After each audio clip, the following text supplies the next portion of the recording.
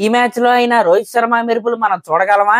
Captain గా Shubman Gill first విజయాన్ని అందుకోగలరా? అది తెలియాలంటే ఖచ్చితంగా మనం ఈ రెండు టీమ్స్ గురించి మాట్లాడుకోవాల్సిందే. Hi friends, welcome to the analysis of IPL 2025. ఇది మ్యాచ్ నెంబర్ 9 అన్నమాట. అహ్మదాబాద్ హైవేలో గుజరాత్ టైటాన్స్ తో ఆడడానికి ముంబై ఇండియన్స్ అయితే వస్తున్నారు. మనం ఈ వీడియోని ఈ గ్రౌండ్ నుంచే మొదలు పెడదాం. ఇందాక నేను హైవే పిచ్ అని నేను ఎందుకు అన్నానంటే, ఇది చాలా ఫ్లాట్ గా అయితే ఉంటది. బ్యాట్స్మెన్లు అయితే ఎక్కడైతే ఒక రకంగా చెప్పాలంటే పండగ చేసుకుంటారని చెప్పాలి. మనం లాస్ట్ మ్యాచ్ కనుక చూసుకుంటే జీటీ వర్సెస్ పంజాబ్ అన్నమాట. పంజాబ్ వాళ్ళు ఫస్ట్ ఇన్నింగ్స్ లో 240+ అయితే కొట్టారు. దాని తర్వాత జీటీ వాళ్ళు 230+ అయితే కొట్టారు. దీన్ని బట్టే మీకైతే అర్థం అవ్వాలి, మరొక హై స్కోరింగ్ మ్యాచ్ అయితే మనం అయితే ఖచ్చితంగా చూడబోతున్నాం. ఇంకా ఇప్పుడు మనం రెండు టీమ్స్ యొక్క ప్లేయింగ్ 11 అయితే ఒకసారి అయితే చూద్దాం.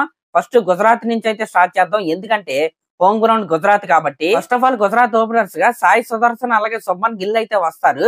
వన్ లో జోస్ బట్లర్ అయితే వస్తాడు. కానీ నేను అనుకునేది ఏంటంటే, జోస్ బట్లర్ అయితే ఓపెనర్ గా పంపి సాయి సుదర్శన్ వన్ లో పంపితే ఈ టీం కి అయితే బెస్ట్ అని నేనైతే అనుకుంటున్నా. ఎందుకంటే అఫ్ కోర్స్ లాస్ట్ మ్యాచ్ లో సాయి సుదర్శన్ చాలా మంచిగా అయితే బ్యాటింగ్ అయితే చేశాడు, కానీ పవర్ ప్లే లో కొద్దిగా స్లోగా అయితే స్టార్ట్ చేశాడు. అదే బట్లర్ ని కనుక వీళ్ళు పంపుంటే ఆ పవర్ ప్లే లో ఇంకొక 10 or 15 రన్స్ అయితే ఎక్కువ వచ్చాయని నాకైతే అనిపించింది. మరి ఈ మ్యాచ్ లో మరి వీళ్ళు ఏం చేస్తారో చూడాలి.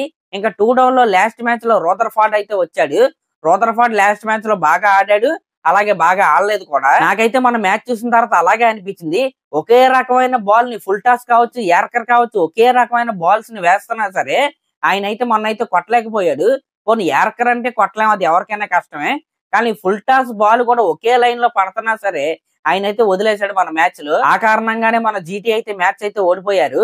ఇక్కడ రూదర్ఫోర్డ్ కి ఇంకొక అవకాశం అయితే ఇస్తారని నేనైతే అనుకుంటున్నా. ఒకవేళ రూదర్ఫోర్డ్ కనుక లేకపోతే రూదర్ఫోర్డ్ ప్లేస్ లో గ్లెన్ ఫిలిప్స్ అయితే వస్తాడనమాట. ఇంకా వీళ్ళ తర్వాత హిట్టర్లు అయినా రాహుల్ తెవాటి అలాగే షారుఖ్ ఖాన్ అయితే వస్తారు. ఇంకా వీళ్ళిద్దరు తర్వాత హర్షద్ ఖాన్ అయితే మొన్న మ్యాచ్ లో అయితే ఆడాడు.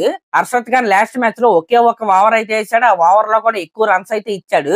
నేనేమనుకుంటున్నానంటే, హర్షద్ ఖాన్ కి బదులుగా వాషింగ్టన్ సుందర్ ని కనుక ఆడిస్తే ఈ పిచ్ లో చాలా హెల్ప్ ఉంటుందని నేనైతే అనుకుంటున్నా.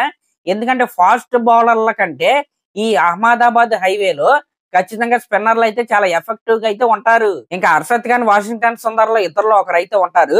వీళ్ళిద్దరు తర్వాత లాస్ట్ మ్యాచ్ లో అద్భుతంగా బౌలింగ్ చేసిన సాయి కిషోర్ అయితే ఉంటాడనమాట. నిజంగా ఈయనకైతే హ్యాట్స్ ఆఫ్ చెప్పాల్సిందే. లాస్ట్ మ్యాచ్ లో పంజాబ్ బ్యాట్స్మెన్లు లిటరల్ గా చెప్పాలంటే ఎగరేసి కొడుతున్నారు.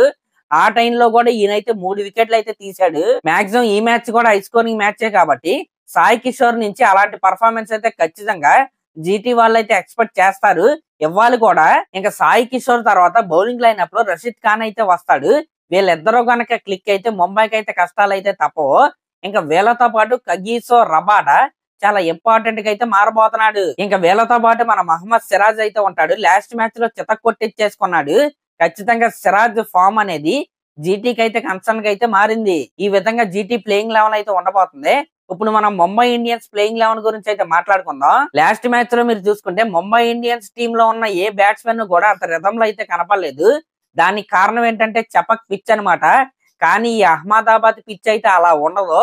ఖచ్చితంగా ఒక భారీ స్కోర్లు అయితే మనం అయితే ఖచ్చితంగా ముంబై ఇండియన్ బ్యాట్స్మెన్ నుంచి అయితే చూడగలం. ముంబై ఇండియన్స్ బ్యాట్స్మెన్ గా రోహిత్ శర్మ అలాగే రికిల్టన్ అయితే వస్తారు. నేను చెప్తున్నా, గుర్తుపెట్టుకోండి, వీళ్ళిద్దరు పార్ట్నర్షిప్ అయితే ఈ మ్యాచ్ లో అయితే అదిరిపోబోతుంది. ఇంకా 1 డౌన్ లో ఖచ్చితంగా సూర్యకుమార్ యాదవ్ రావాలి, 2 డౌన్ లో తిలక్ వర్మనే రావాలి. మొన్న ఈ బ్యాటింగ్ ఆర్డర్ అయితే చేంజ్ చేశారు, అదైతే కలిసి రాలేదన్నమాట ముంబై ఇండియన్స్ కి. ఇప్పుడు చెప్పిన ఈ నలుగురులో రోహిత్ శర్మ కావచ్చు, రికిల్టన్ కావచ్చు, సూర్యకుమార్ యాదవ్ కావచ్చు, లేకపోతే తిలక్ వర్మ కావచ్చు. తిలక్ వర్మని పక్కన పెడితే ఫస్ట్ ముగ్గురికి కూడా వాళ్ళ బ్యాటింగ్ స్టైల్ కి ఈ పిచ్ కి అయితే కరెక్ట్ గా అయితే ఉంటది.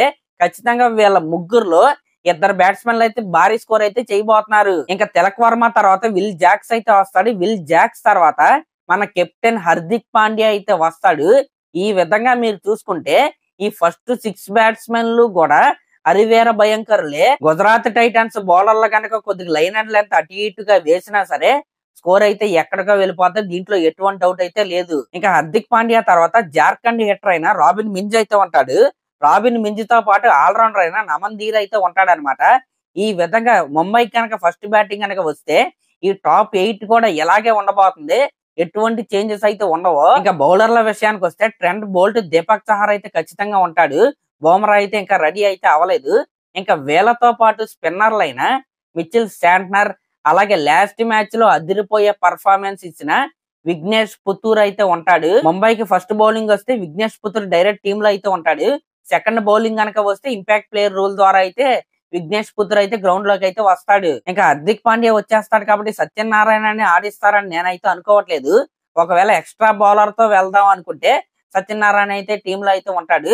మాక్సిమం అంత అవసరం అయితే లేదు. ఈ విధంగా రెండు టీమ్స్ కనుక మనం చూసుకుంటే ముంబై ఇండియన్స్ గనక ఫస్ట్ బ్యాటింగ్ గనక వస్తే హై స్కోర్ అయితే ఖచ్చితంగా కన్ఫామ్.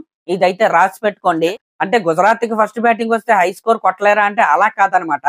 గుజరాత్ తో పోల్చుకుంటే ముంబై ఇండియన్స్ బ్యాటింగ్ డెప్త్ అయితే చాలా అంటే చాలా ఉంది. దాన్ని బట్టే నేనైతే ఎలా అయితే చెప్తున్నాను. ఇక్కడ మీరు చూసుకుంటే ఈ మ్యాచ్ లో కీలకంగా మారేది బ్యాట్స్మెన్లు కాదనమాట. ఎలాగో రెండు టీముల నుంచి భారీ స్కోర్లు అయితే మనం అయితే చూస్తాం. ఎవరైతే బౌలింగ్ బాగా వేస్తారో వాళ్ళైతే ఈ మ్యాచ్ అయితే గెలుస్తారు. ముంబై నుంచి చూసుకుంటే రోహిత్ శర్మ, సూర్యకుమార్ యాదవ్ వీళ్ళిద్దరిలో ఒకరైతే భారీ స్కోర్ అయితే చేస్తారని నాకైతే అనిపిస్తుంది. ఇటు జీటీ వైపు కనుక మనం చూసుకుంటే శుభ్మన్ గిల్ ఖచ్చితంగా భారీ స్కోర్ చేస్తాడని నాకైతే అనిపిస్తుంది. ఆల్రెడీ ఇదే గ్రౌండ్ లో ముంబై మీద శుభ్మన్ గిల్ కి ఒక సెంచరీ కూడా ఉంది. కాబట్టి వీళ్ళ ముగ్గురు నుండి మనం అయితే హై స్కోర్ అయితే ఎక్స్పెక్ట్ చేయొచ్చు. అదేంటి మిగతా వాళ్ళు ఆడరా అంటే ఆడరా అని కాదనమాట. ఈ పిచ్ కి వీళ్ళ బ్యాటింగ్ స్టైల్ కి చాలా అంటే చాలా కనెక్ట్ అవ్వబోతున్నారు. ఎందుకంటే ఈ పిచ్ లో బ్యాట్స్మెన్లకి స్వర్గం అనమాట. బాల్ చక్కగా బ్యాట్ మీదకి అయితే చక్కగా హ్యాపీగా అయితే వస్తుంది. కాబట్టి నేనైతే ఈ ప్రిడిక్షన్ అయితే చెప్తున్నాను. ఇంక ఈ పిచ్ లో స్పిన్నర్లకైతే కొద్దిగా హెల్ప్ అయితే ఉంటది. ఫాస్ట్ బౌలర్లకు అయితే అంత ఇదిగా హెల్ప్ అయితే ఉండదు. కాబట్టి ముంబై ఇండియన్స్ నుంచి విఘ్నేష్ పుత్తూర్ కావచ్చు, లేకపోతే మిచెల్ శాంట్నర్ కావచ్చు, ఇటు గుజరాత్ లో రషీద్ ఖాన్ కావచ్చు, అలాగే సాయి కిషోర్ కావచ్చు, చాలా అంటే చాలా కీలకంగా అయితే మారబోతున్నారు. మొత్తానికి ఒక హై స్కోర్ మ్యాచ్ అయితే మనం అయితే చూస్తామని నాకైతే అనిపిస్తుంది. రోహిత్ శర్మ ఎందుకో 80+ అయితే కొడతాడని నాకైతే అనిపిస్తుంది. ఇంక ఈ రెండు టీమ్స్ లో ఏ టీం గెలిచిద్దని నాకు అనిపిస్తుంది అంటే ఖచ్చితంగా ముంబై ఇండియన్స్ అని నేనైతే చెప్తాను.